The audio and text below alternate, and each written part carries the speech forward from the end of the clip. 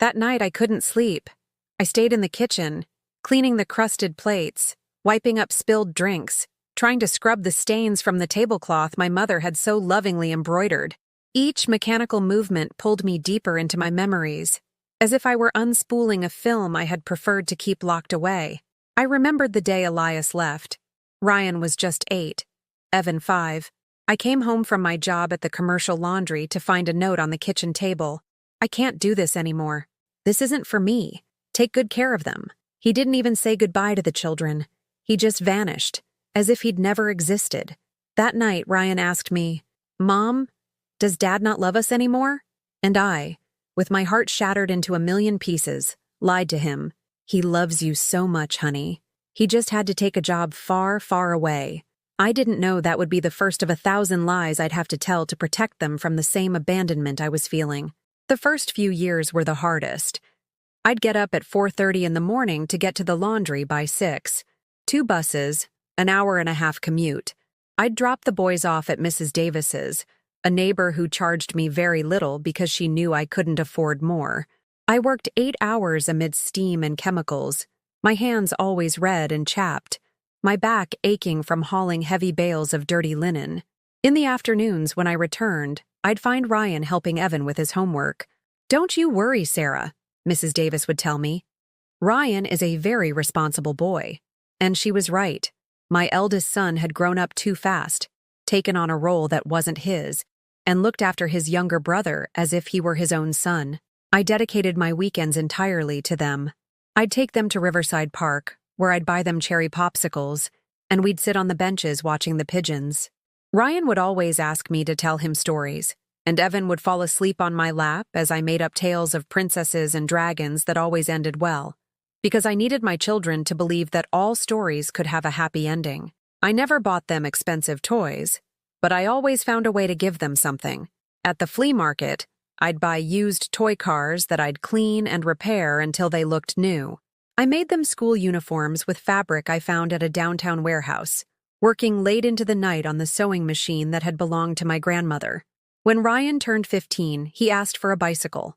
I knew it was impossible on my salary, but I worked overtime for 6 months, washing more linens, staying longer, sacrificing my only days off. On his birthday, there it was, that red Schwinn bike he had stared at 1,000 times in the store window.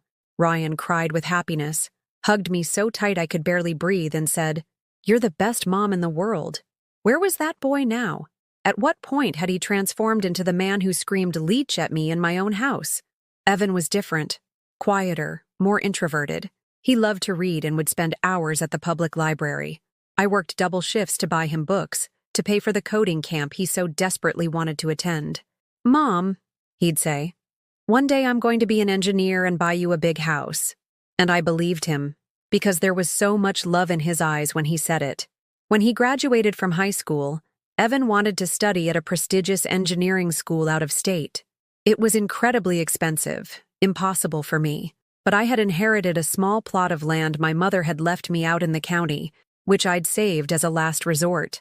I sold it, all of it, without a second thought. With that money, I paid for his first year of college. "Don't worry, Mom," Evan told me the day he left for school. "In 4 years, I'll graduate and pay you back for everything you've spent on me. I promise." I hugged him at the bus station, watching him walk away with his small suitcase and his big dreams. Ryan stayed with me, working at an auto body shop. He was a good boy, helped me with the bills, and came with me to Sunday Mass at St. Jude's Parish. He met his first wife, Jessica, a sweet girl who treated me like a second mother. When they got married, I gave them all my savings for the down payment on their condo. "Thank you," Jessica told me that night. "I don't know how we'll ever thank you for everything you do for us." And Ryan, my Ryan, took my hands and said, "Mom, when I have kids, I want them to be just like you, generous, hardworking, with a heart as big as yours." The grandkids arrived soon, Leo and Isabella. I loved them from the moment I saw them. I looked after Jessica during her pregnancies, brought her chicken soup, rubbed her swollen feet, and watched the children whenever she needed a rest. I was happy being a grandmother, feeling that all my sacrifice had been worth it. But things started to change when Evan came back from college. He didn't get a job right away, staying in my house, while I find something good. Months turned into years. Ryan and Jessica started having problems, arguing a lot, and they came to stay at my house for a few days, more and more often. I never said no. I never set boundaries. My door was always open for them. It was after my gallbladder surgery that everything went definitively wrong. I was in the hospital for 3 days, and when I came home, I found they had moved my furniture and taken over my master bedroom.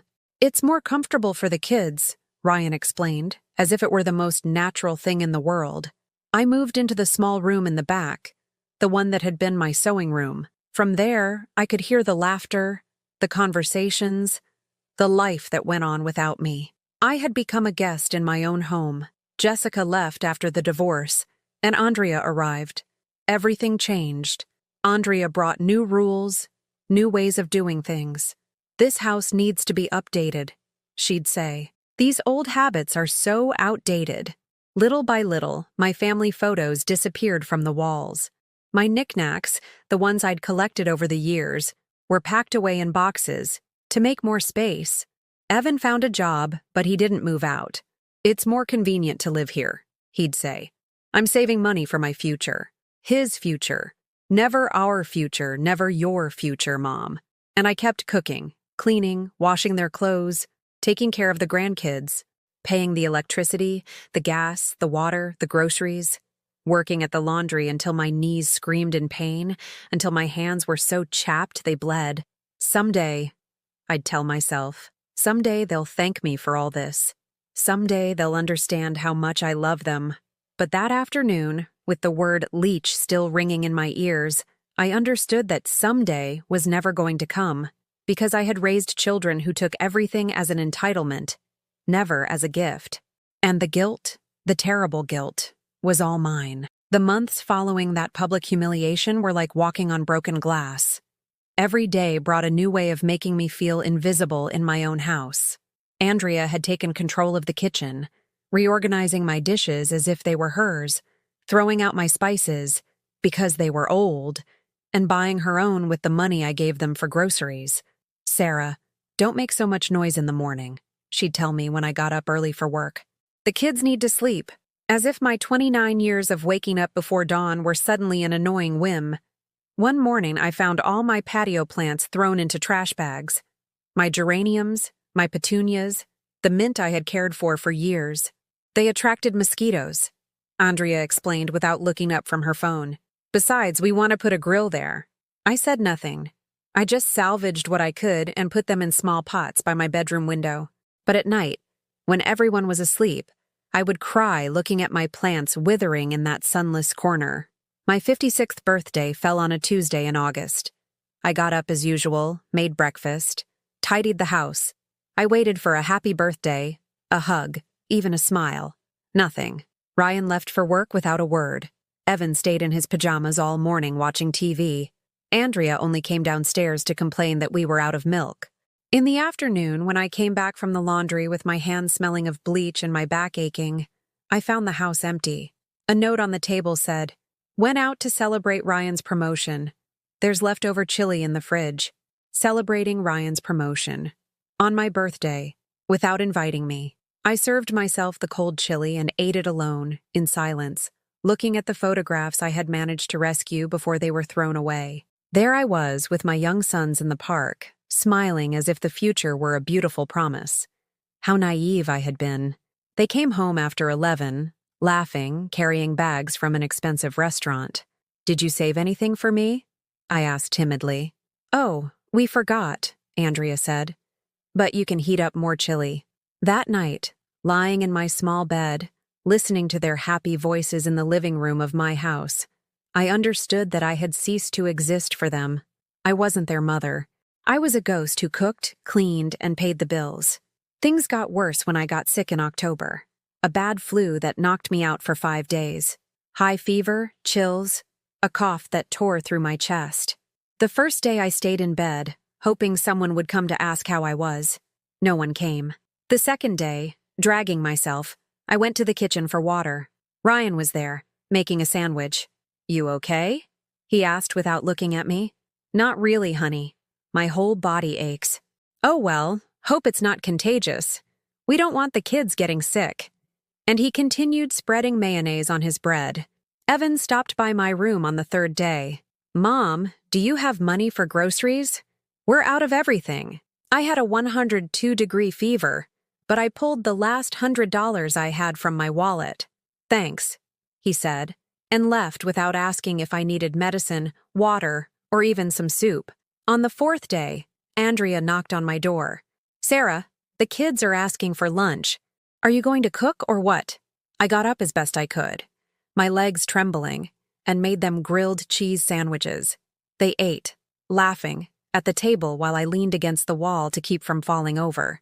On the fifth day, I went back to work because I couldn't miss any more days. Mr. Stevens, my boss at the laundry, saw me dragging my feet and sent me home. Sarah, you're very sick. Go get some rest. That man, who barely knew me, showed more concern for my health than my own children. It was that night that I decided to check the bank statements. Something wasn't right. There were far more withdrawals than I was making. I discovered that Ryan had an additional card on my account, one he had gotten for emergencies years ago and had never returned. The emergencies included dinners at expensive restaurants, brand-name clothes, gas for 2 cars, and purchases at department stores. In 6 months, they had spent over $3,000. My money, the money from my job, from my ruined hands, from my broken back. When I confronted them, Ryan became furious. Are you spying on us? Don't you trust us? Son, it's just a lot of money. It's our money too. We're family. You can't be so selfish. Selfish. I was the selfish one. Evan looked at me with contempt. Mom, you're getting too old to be controlling everything. You should be grateful we're taking care of you. Taking care of me? Yeah, because if we wanted to, we could put you in a home and keep the house. But we're good sons. Those words hit me like a hammer. A nursing home. They were threatening me with a nursing home to take my house. Andrea smiled from the couch. Besides, Sarah, you've lived your life. Now it's our turn. The kids need stability, and we deserve to enjoy ourselves a little after everything we've been through. Everything they had been through? When? Living for free in my house? Eating my food? Spending my money? That night I couldn't sleep. I sat in the kitchen with a cup of chamomile tea, the same kind my mother used to make me when I was sad. The house was quiet, but I could hear my heart pounding with a mixture of pain and something new, something I hadn't felt in years. Rage. For the first time in my life, I felt rage toward my children. And that rage, though it terrified me, also gave me something I had lost long ago. Clarity. The next morning, I went to the bank. I canceled Ryan's additional card. The bank teller, a young man with a surprised look on his face, asked me 3 times if I was sure. Completely sure, I told him. And for the first time in months, my voice sounded firm. When I got home, Ryan was already waiting for me, phone in hand, with an expression of fury I had never seen before. What did you do? My card was declined at the supermarket. Andrea's stuck there like an idiot with a full cart. I canceled the card, I said, hanging my purse on the hook with a calmness that surprised even me. Without asking me? Without telling me? It was my card, Ryan. From my account. Evan came running down the stairs. What's going on? Why are you yelling? Your mother's lost her mind, Ryan yelled at him. She canceled the card. She left us stranded at the store. They both looked at me as if I had committed the worst of crimes. As if defending myself was an unforgivable betrayal to them. Boys, I said, taking a deep breath, we need to talk. Sit down. We don't have time to talk, Evan said.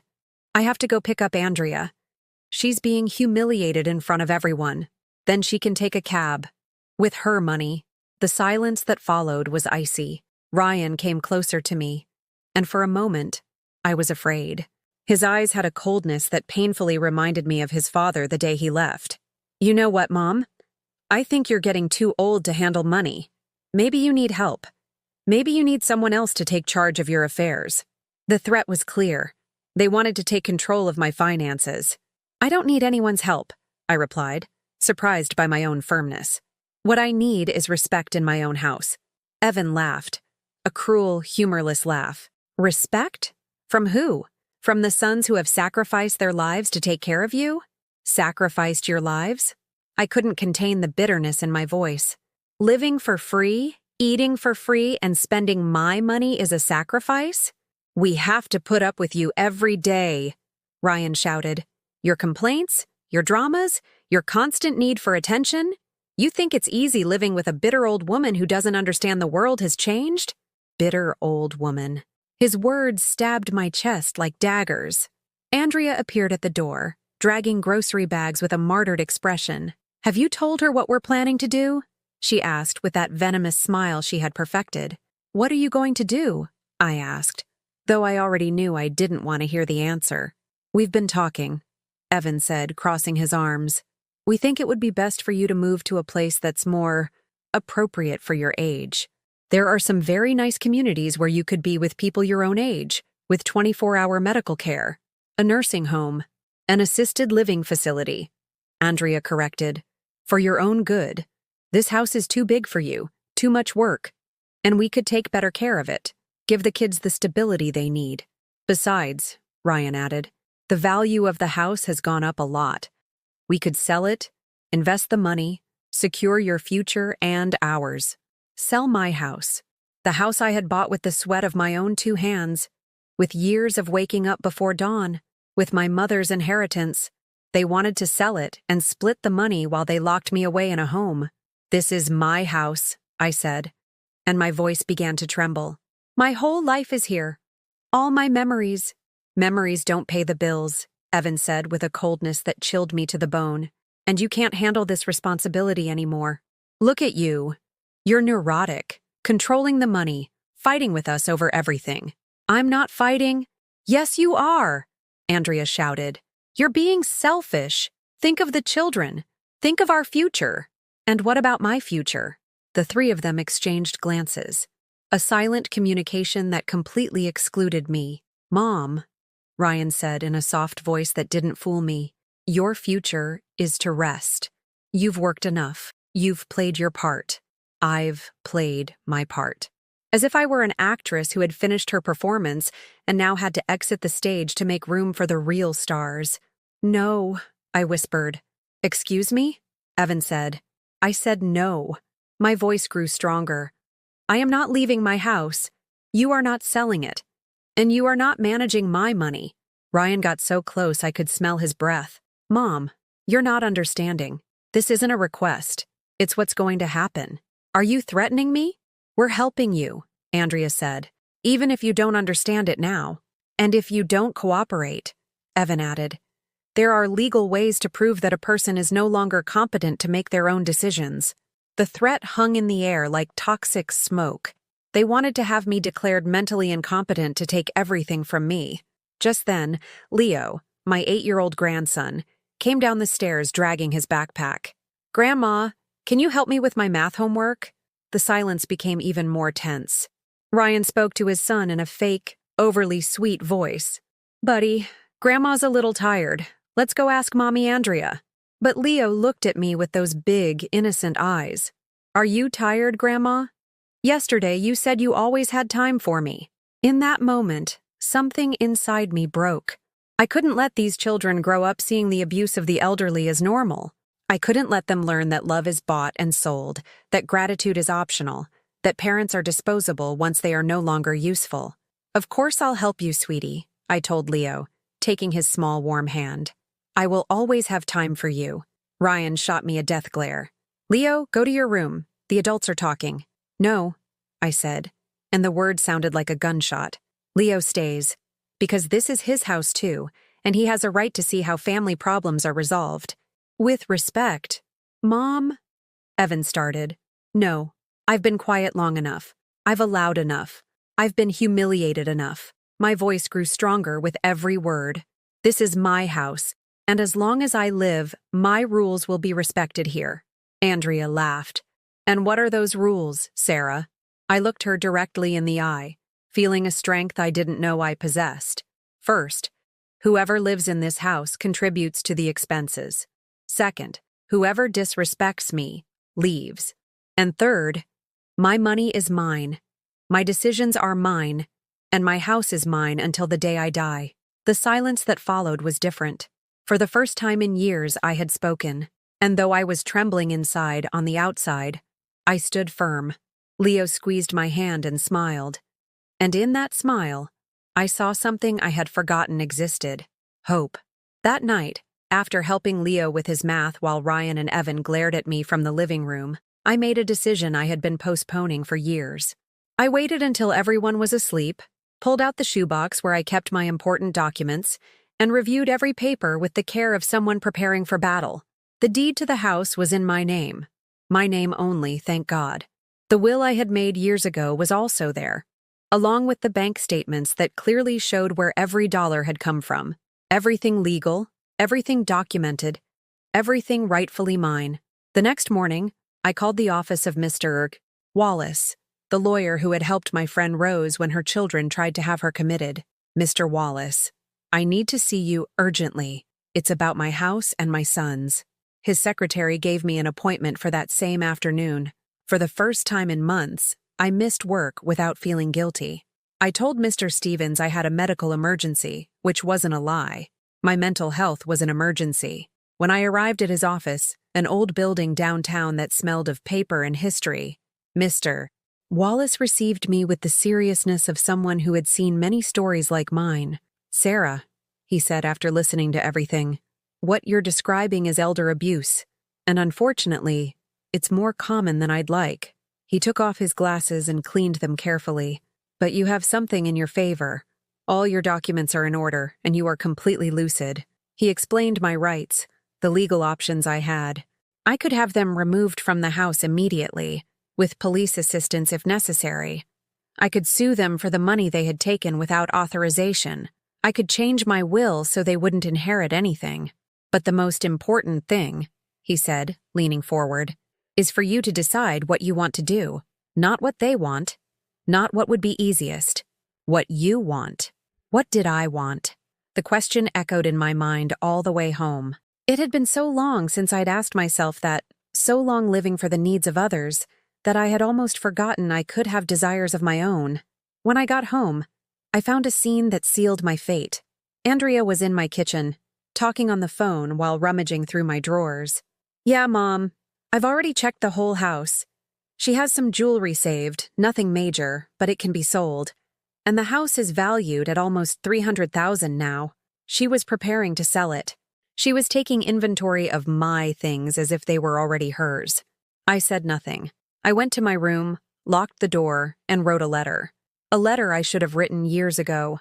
"Ryan and Evan," I wrote in my shaky but determined handwriting. "You are my sons and I love you, but I will not allow any more disrespect in my house. You have 3 days to decide. Either you start paying rent of $800 a month per family, or you leave. There is no negotiation. If you decide to stay, it will be under my rules. If you decide to go, may it be in peace. But I will not continue to be a prisoner in my own home. Your mother, Sarah." I put the letter in my purse. I would give it to them tomorrow after doing one more thing. The next day, very early, I went to the bank. I opened a new account solely in my name, with no additional cards for anyone. I transferred all my savings there. Then I went to the gas and electric company, put the accounts in my name only, and stipulated that only I could make changes. After that, I went to see Jessica, my former daughter-in-law. I found her at her job, in a clothing store where she'd started working after the divorce. When she saw me, her eyes filled with tears. "Sarah, how are you? I haven't heard from you in months." I told her everything. Every humiliation, every abuse, every threat. Jessica listened with a mixture of sadness and anger. "Sarah," she said, taking my hands, "I know what Ryan is like when he's not in control. That's why I divorced him. And I know Andrea is making him worse." She paused thoughtfully. "You know what? The kids have been asking about you. They miss their real grandmother. Can I see them? Whenever you want. They love you. Not the house or the money. You." That afternoon, I returned home with my head held high. Andrea was in the living room, directing some men who were measuring the furniture. "What's going on here?" I asked. "We're seeing how much we can get for these antiques," she said without flinching, "for when we make the transition." "What transition?" "Ryan already found a perfect facility for you. Very nice with gardens. You'll be much better off there. Tell these men to leave, I said with a calm that surprised me. Now. Sarah, don't be difficult. Get out of my house, I yelled, and my voice echoed through the building. The men left quickly, dragging their measuring tapes and notepads. Andrea looked at me with pure hatred. This isn't over, she threatened. You're right, I replied. It isn't. I took the letter from my purse and handed it to her. Read this carefully. You have until Friday to decide. That night, after the explosion of shouts, threats, and slammed doors that followed the reading of my letter, I was left alone in the kitchen. I made a cup of chamomile tea, sat at my table, and for the first time in years, enjoyed the silence. It wasn't the empty silence of loneliness. It was the silence full of possibility. I thought of Leo asking me for help with his math. I thought of Jessica offering to let me see my grandchildren whenever I wanted. I thought of Mr. Wallace telling me I had rights. For the first time in decades, I thought about myself. What did I want? I wanted peace. I wanted respect. I wanted to wake up in the morning without dreading what new humiliation awaited me. I wanted to spend my money on whatever I damn well pleased. I wanted to invite whoever I wanted into my house. I wanted to be a grandmother without being a slave. I wanted to live, not just survive. Friday came faster than I expected. Ryan and Evan came downstairs with suitcases, but not many. They looked at me with a mixture of defiance and contempt. We're not going to pay your extortion, Ryan told me, but we're not leaving either. Then, I replied, dialing a number on my phone, I'm going to have to call for help. Who are you going to call? The police? They'll think you're crazy. Mr. Wallace, my attorney, I said as I dialed. He already has all the paperwork ready. Ryan's face changed. For the first time in months, I saw fear in his eyes. Are you really going to kick your own sons out of the house? I'm going to get my house back, I replied. And if that means kicking out two strangers who are pretending to be my sons, then that's what I'll do. Andrea appeared with Leo by the hand. Say goodbye to Grandma, sweetie. We won't be seeing her for a while. Leo pulled away from her and ran to me. Grandma, why won't we see each other? I knelt down to his level. Because sometimes adults have to make difficult decisions, honey. But I will always be your grandma, and you will always be able to find me. Promise? I promise. They left in silence, dragging their suitcases and their rage. There were no goodbyes, no tears, just slammed doors and the echo of their footsteps fading away. When the last sound was gone, I stood in the doorway of my house, for the first time in years, completely mine. And though the silence was absolute, I had never felt less alone. But my peace lasted exactly 1 week. On Wednesday morning, while I was watering the plants I had put back on the patio, I heard familiar voices outside. I peeked through the window, and there they were. Ryan, Evan, Andrea, and with them my sisters Brenda and Carol, along with my oldest friend Rose and even Father Michael from the parish. They had come as a group, like an intervention. I opened the door before they could knock, because I knew this moment would come. Sons like mine don't give up easily when there's money involved. Hello, Sarah, Father Michael said in that gentle voice he used for the terminally ill. May we come in? We're worried about you. I let them in, though every fiber of my being screamed at me to throw them out. But I had to face this. I had to prove to them, and to myself, that I wasn't crazy. They sat in my living room like a tribunal. Brenda, my older sister, spoke first. Sarah, she said in that condescending tone she'd used with me since we were children, the boys told us what's happening. We're very worried about you. Worried about what? Your behavior, Carol chimed in. Ryan told us you've been very aggressive, very paranoid, that you're accusing them of things that aren't true. I looked at Ryan. He had the perfect martyr's face, his eyes glistening as if he'd been crying. What a fine actor my son had turned out to be. What exactly did you tell them? I asked him directly. The truth, Mom. That you're confused. That you accuse us of stealing when we've only tried to help you. That you kicked us out of the house for no reason. No reason. Yes, Mom. No reason. His voice broke perfectly at the right moment. Just because we asked you to be more organized with your money. Rose, my friend of a lifetime, took my hands. Sarah, I know it's hard getting older, that sometimes our minds play tricks on us. My mind is perfectly fine, I said. pulling my hands away. Sarah, Father Michael intervened, your sons have told me you've been very agitated, that you've said things, irrational things. Perhaps it would be good for you to talk to someone, a specialist. A specialist. They wanted to have me officially declared crazy. Andrea, who had been quiet, feigning tears, finally spoke. Sarah, the children miss their grandmother. Leo cries every night asking why he can't come see you.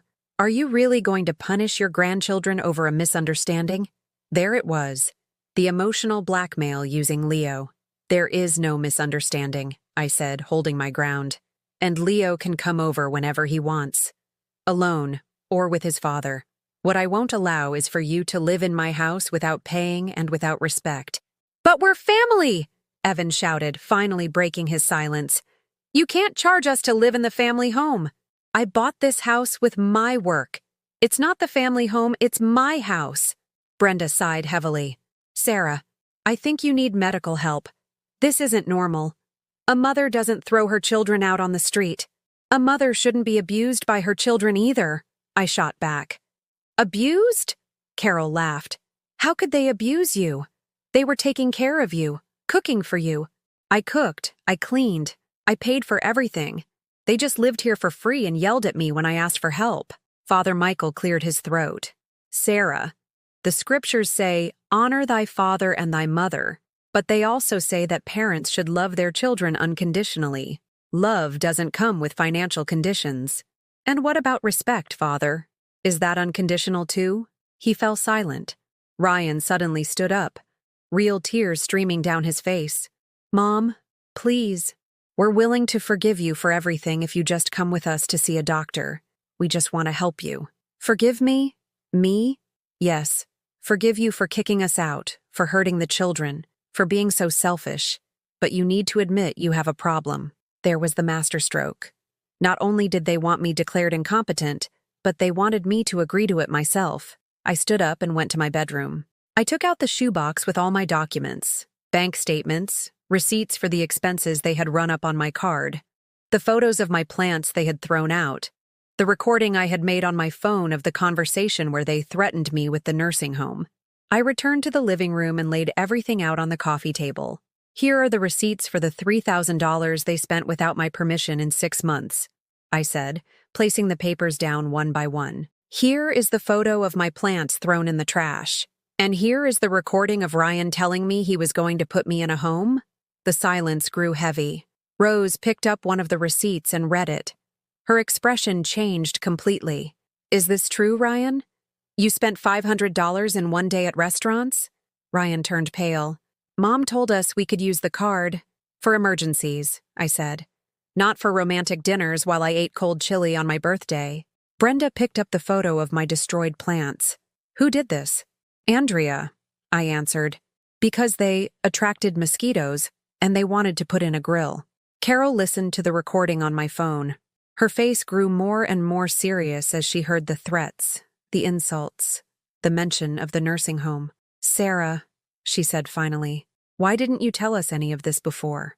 Because I thought it was normal. Because I thought this was how things were supposed to be. Because I thought I was the problem. Father Michael took off his glasses and slowly wiped them. Ryan, Evan, what I'm hearing is not the behavior I would expect from good Catholic sons. Father, you don't understand how difficult she is to live with, Andrea said. Always complaining, always controlling everything. Controlling? Rose stood up, furious. It was her house, her money. She had every right to control whatever she wanted. The dynamic had completely shifted. It was no longer me against everyone. Now my sisters and my friend were seeing the truth. But she needs medical care, Evan insisted. She's too old to live alone. I've been living alone for 30 years, Carol interjected. And I'm 63. Am I crazy too? It's different, Ryan mumbled. Different how? Because Carol doesn't own a $300,000 house that you want to inherit? Brenda's blow was a direct hit. Ryan was speechless. Andrea stood up, furious. This is ridiculous. You're blaming us for everything when we only wanted what was best for her. What was best for you? Rose corrected. What was best for her was to be respected in her own home. We're not going to let you humiliate us like this, Evan shouted.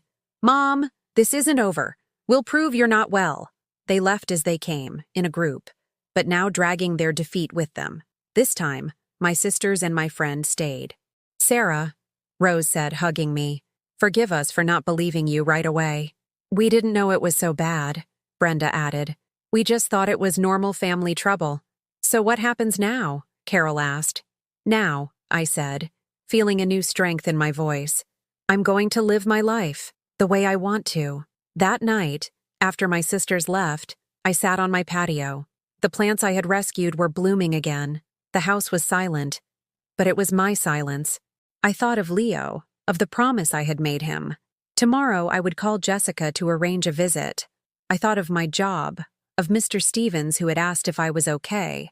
I thought of myself, of the woman I had forgotten existed beneath so much sacrifice. For the first time in decades, the future didn't scare me. It made me curious. What would a free 56-year-old woman with her own house and her own decisions do? I was about to find out. The first thing I did the next day was something I hadn't done in 30 years. I woke up without an alarm. No 4:30 a.m. jolt, no rush to make breakfast for others, no pressure to get to the laundry on time. I stayed in bed until 7:30, watching the sunlight filter through the curtains of my bedroom. My bedroom. The master bedroom, which I had reclaimed after months of sleeping in the tiny room in the back. I stretched my arms, yawned loudly, and for the first time in decades, I smiled upon waking. I walked barefoot to the kitchen, something Andrea had forbidden because it looks bad. I turned on the radio, listening to the old Johnny Cash songs I loved, and that they called old people music. I brewed coffee in my old coffee maker, the one they wanted to throw out for a modern one that cost $200. While the coffee brewed, I opened all the windows. The house needed fresh air, needed to be cleansed of the heavy atmosphere that had lingered for so long. The morning breeze came in like a blessing, rustling the curtains, carrying away the bad memories. I had breakfast on the patio, among my rescued plants. Toast with strawberry jam I'd bought just for myself. Strong coffee just how I liked it. And silence. Blessed silence without complaints, without demands, without reproaches. At 10, I called Jessica. Sarah, it's so good to hear from you. How are you? I'm good, honey. Very good. Could I see Leo this afternoon, if he'd like to? Are you kidding? He's been dying to see you. What time works for you? Whenever you can. I don't have a fixed schedule anymore. That sentence surprised me. I didn't have a fixed schedule because I'd made a decision I had been putting off for weeks. I was quitting the laundry. Mr. Stevens saw me in his office with a worried look. Sarah, are you all right? You've missed a few days. Mr. Stevens, I'm here to give my notice. He was quiet for a long moment. May I ask why? Did I do something wrong? No, Mr. Stevens. You always treated me well, but I need time for myself. I have some savings, my house is paid off, and I want to rest. He looked at me with those kind eyes I had grown to appreciate over so many years. You know what, Sarah? I'm very happy to hear you say that. In all these years, I've never seen you put yourself first. He paid me my full severance, plus a bonus, for all your years of loyal service. When I walked out of there, with my resignation letter signed and my last paycheck in my purse, I felt a strange lightness in my chest.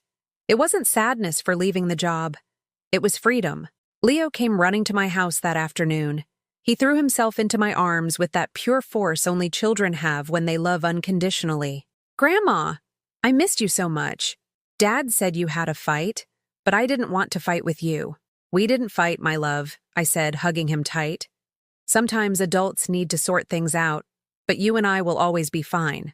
Jessica stayed for coffee. While Leo played on the patio with my plants, she told me what had really happened after they left. Sarah, Ryan is furious. He's telling everyone you've lost your mind, that you need medical help. Andrea is convincing all the neighbors that you mistreated them. And what do you think? I think you finally did what you should have done years ago. Ryan was always controlling, but with me, he kept it in check. With Andrea, he brought out the worst in himself. Leo ran inside. Grandma, can we make cookies like we used to? Of course we can. That afternoon, with my hands covered in flour and my heart full of joy, I rediscovered something I had forgotten: cooking for pleasure, not out of obligation. Leo helped me measure the ingredients, laughing when he spilled the sugar, making funny shapes with the cookie cutters. "Grandma," he said while we waited for them to bake, "why is Dad so mad at you?" "Because sometimes, my love, when people grow up, they forget to be grateful. But you'll never forget, will you?" "Never. You always give me cookies and help me with my homework and hug me when I'm sad." When they left, with a bag full of cookies for Isabella too, I stayed in the kitchen to clean up. But it wasn't the exhausting cleanup of before. It was the satisfied cleanup of someone who had just created happy memories. The following days were a revelation. Without the job at the laundry, without the constant demands of an ungrateful family, I discovered I had time, real time, my own time I could use however I wanted. I started taking morning walks in Riverside Park. Just 30 minutes at first, then a full hour. I would greet the other women who were also walking, the fruit vendors, the gardeners tending the flowers. Little by little, I began to reconnect with the world outside my house and my job. One morning, I met Mercedes, a 62-year-old woman who had been walking every day since her husband passed away. "It's the best thing you can do," she told me. "When you get rid of the people who drain your energy, you discover you still have a lot of life left to live." I didn't tell her my whole story, but she seemed to understand without needing an explanation. "You know what you need?" she told me after we'd been meeting at the park for several weeks. "You need to do something just for you. Something you always wanted to do, but never could." That night, I thought about her advice. What had I always wanted to do? I remembered the books I read when I was young, stories of women who traveled alone, who discovered new places, who reinvented themselves after 50. The next day, I went to a travel agency downtown. I had never set foot in one before. I had always thought travel was for people with money, for happy families, not for a 56-year-old single woman. "How can I help you?" a young woman asked me with a genuine smile. I want to travel, alone, to somewhere beautiful." She showed me brochures for Santa Fe, for Charleston, for Savannah, places I had only ever seen on TV but never imagined I could visit. "When were you thinking of traveling?" "Whenever I want," I replied, and the freedom in that sentence gave me chills. I chose Santa Fe. A full week, hotel included, tours of the markets and historical sites. I paid with my own card, with my money, for my pleasure. When I got home with the tickets in my hand, I called Carol. "You're going where by yourself?" "To Santa Fe, for a week. I've always wanted to see the art galleries." "But Sarah, a woman your age, traveling alone. What's wrong with my age? I'm 56, not 96. Carol laughed. "You're right. Actually, I'm a little jealous.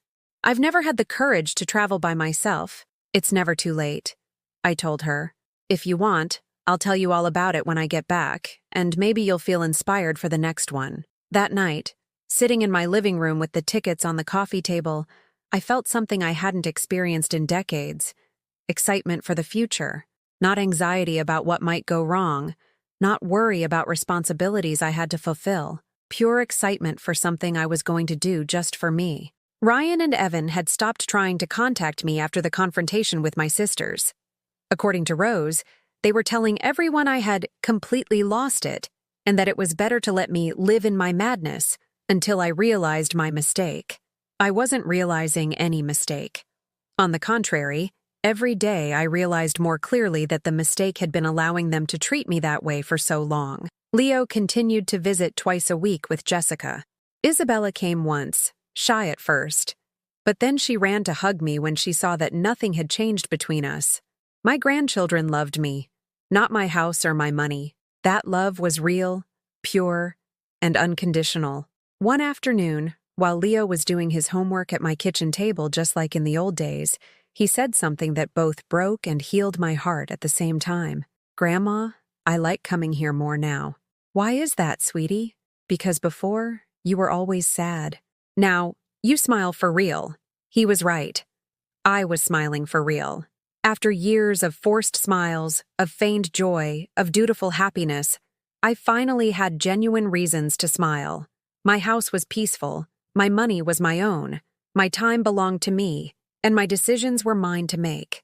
For the first time in 30 years, I was the master of my own life, and I was just beginning to find out how beautiful that could be. 6 months later, as I was packing my suitcase for my second trip of the year, this time to Key West, because I'd decided I wanted to see the ocean, I received a call I wasn't expecting. "Mom?" It was Ryan's voice, but it sounded different. Smaller, more vulnerable. "Hello? Can we talk?" I looked at my half-packed suitcase, the plane tickets on the bed, the guidebooks I had bought to study the best beaches. All of it represented the life I had built for myself, the freedom I had fought so hard to win. "What do you want to talk about?" "About us. About what happened. Andrea and we broke up." I felt no satisfaction hearing this, only a quiet sadness, like watching the consequences of someone else's bad decisions play out. And I think you were right about a lot of things. He came over the next day. Ryan alone, without Andrea, with Leo and Isabella holding his hands. The kids ran to hug me as always, but Ryan lingered at the doorway, as if asking permission to enter the house where he'd grown up. "Can I come in?" "That's your decision," I said, stepping aside. He sat in the living room, his posture uncertain, not knowing what to do with his hands. He looked at everything as if seeing it for the first time. The furniture I had chosen, the plants that had grown back, the photos I had rescued and rehung on the walls. "The house looks different," he said. "It looks like my house," I replied, "because that's what it is." Leo and Isabella went out to the patio to play, leaving us alone for the first time in months. The silence was awkward, but it was no longer my responsibility to fill it. "Mom," Ryan began, his voice cracking slightly, I think I was very unfair to you." "You think?" "I know I was. Andrea made me see things differently. She told me you were manipulative, that you were emotionally blackmailing us. But when she left," he was quiet for a long moment. "When she left, I realized she was the one who was manipulating. And I let myself get carried away because it was easier to blame you than to admit I was just mooching off of you. So, what do you want now, Ryan?" "Forgiveness. I want to ask for your forgiveness." The words hung in the air between us. 6 months ago, those words would have been all I needed to hear. They would have been like water in the desert, like medicine for all the wounds they had caused. But now, sitting in my living room with my suitcase waiting in the bedroom and my life arranged exactly as I wanted it, those words didn't bring the satisfaction I expected. "And what comes after forgiveness?" He looked confused. "Terms?" "Yes, Ryan, terms. Because I'm not the same woman I was 6 months ago. I'm not the mom who said yes to everything, who put up with everything, who placed her children above her own dignity. I don't understand. I am now a woman who travels alone, who makes her own decisions, who fills her time with things that she enjoys. I am a woman who loves her children, but who is no longer willing to be abused for the sake of that love." Ryan lowered his head. "Does that mean you don't forgive me?" "It means that forgiveness is only the first step. After that comes earning back trust and respect and proving with actions that things will be different." "How?" I stood up and got a piece of paper and a pen. I sat down again across from him. "Write," I told him. "Write down everything you did to me, everything you can remember, not to torture yourself, but so it's clear that we both know what we're talking about." Ryan took the pen with trembling hands. For the next half hour, he wrote in silence while I sipped my coffee and listened to my grandchildren playing outside. Every now and then, I saw him wipe his eyes. When he finished, he handed me the sheet. It was a long list. The insults, the humiliations, the threats, the money taken without permission, the disrespect, the ignored birthdays, the neglected illnesses. "Is that all?" I asked. "I think so. Are you sure? Because what's written here isn't a normal family disagreement, Ryan. This is systematic abuse." He nodded, now crying openly. "Fine," I said, folding the paper and putting it in my purse. "Now listen to me carefully. I'm going to give you one chance to be my son again. One. If you waste it, there won't be a second. I'm listening. First, you will go to therapy. By yourself. To understand why you treated the woman who gave you life that way. Second, You will get your own place. The children can come here whenever they want, but you will live independently, like the adult you are. Third, you will never, ever disrespect me again. One word out of line, and this is all over. And if I agree to all that? If you agree to all that, and you follow through for at least a year, then we can try to rebuild a relationship. But it will be a new relationship, Ryan, between two adults who respect each other, not between a self-sacrificing mother and a freeloading son. What about Evan? Evan will have to make his own decisions, and he will have to come and speak to me himself. I'm not going to chase anyone down to love or respect me. Ryan was quiet for a long time, processing what he had just heard. You're so different, he finally said. I'm the woman I should have been all along. He left that afternoon, promising to meet my conditions. I don't know if he will. Frankly, I no longer need him to in order to be happy. 2 days later, I was in Key West, walking along the colorful streets, trying key lime pie at a local bakery, taking pictures of historic houses. A 56-year-old woman, alone, happy, free. At one of the beaches, I met Elena, a woman from London who was also traveling solo. You know what the best part of traveling at this age is? She asked me. You finally realize your own company is all you really need. And I knew she was right.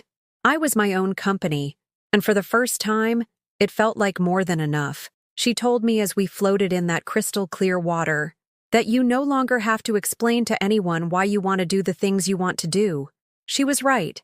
I didn't have to explain to anyone why I wanted to swim in the ocean, why I wanted to wake up early to see the sunrise over the Atlantic, why I wanted to spend my money on this experience that no one else could give me. One evening, having dinner by myself at a restaurant overlooking the harbor in Key West, I thought about the long road I had traveled since that terrible Sunday when they screamed, "Leech" at me in my own house. I had lost my sons, but I had found myself. I had lost the family I thought I had, but I had gained the freedom I never knew I needed. I had lost the illusion that unconditional love existed, but I had found the self-respect I had lost somewhere along the way. Not all stories have a storybook ending. Mine didn't wrap up with a beautiful reconciliation where we all hugged and cried and promised to be a perfect family forever. My story ended with me learning that sometimes loving someone means setting boundaries, that sometimes the most loving thing you can do is refuse to let them keep hurting you, that sometimes true family isn't about the blood you share, but about the people who respect your worth as a person. Leo and Isabella are still my beloved grandchildren. They come to my house every week, we bake cookies, we play, and I help them with their homework. But now we do it on my terms, with mutual respect, without anyone using their love as a weapon against me. Ryan is keeping his promises. He's going to therapy. He got a small apartment, and he speaks to me with respect when we see each other. It's still too soon to know if the relationship can be fully rebuilt, but at least I no longer have to live in fear in my own home. Evan never came to talk to me. I heard through Rose that he's living with a new girlfriend, telling everyone that his mother lost her mind and kicked them out for no reason. He has every right to tell his side of the story. I no longer need to convince anyone of my truth. I have peace. I have dignity. I have a house that is truly mine. Money I spend as I please. Time that I use however I want. And a life that finally belongs to me. Have you ever lived through something like this? Do you know someone who has had to choose between being loved and being respected? Leave me your answer in the comments. And if this story resonated with you, please give it a like and subscribe to the channel. Because maybe there's someone else out there who needs to hear that it's okay to stand up for yourself, that it's okay to set boundaries, and that it's never too late to take back your own life. Thank you for listening to my story. Until next time.